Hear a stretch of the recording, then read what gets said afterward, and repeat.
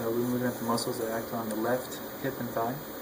First off, we have the psoas major, whose origin is T12 through L5 vertebrae. The insertion is the lesser trochanter of the femur, and it flexes the thigh. Right here, number 2, is the iliacus, whose origin is the iliac fossa. The insertion is the lesser trochanter of the femur, and it also flexes the thigh.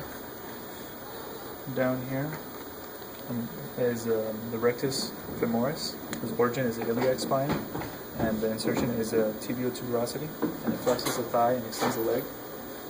This long muscle right here is a sartorius, whose origin is the anterior superior iliac spine, and the insertion is a tibial tuberosity, and it flexes and laterally rotates the thigh, as well as flexes and medially rotates the leg.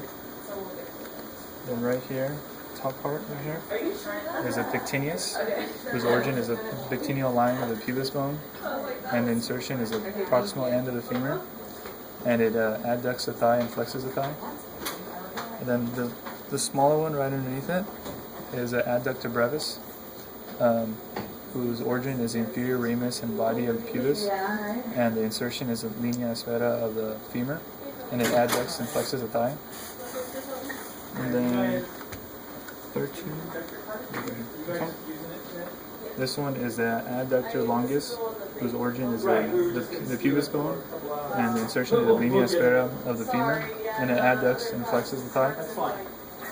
And then we have 14 over here is the adductor magnus, whose origin is the inferior ramus of the pubis and the ischial tuberosity, and the insertion is the linea aspera and the adductor tubercle of the femur, and it adducts, extends, and laterally rotates the thigh.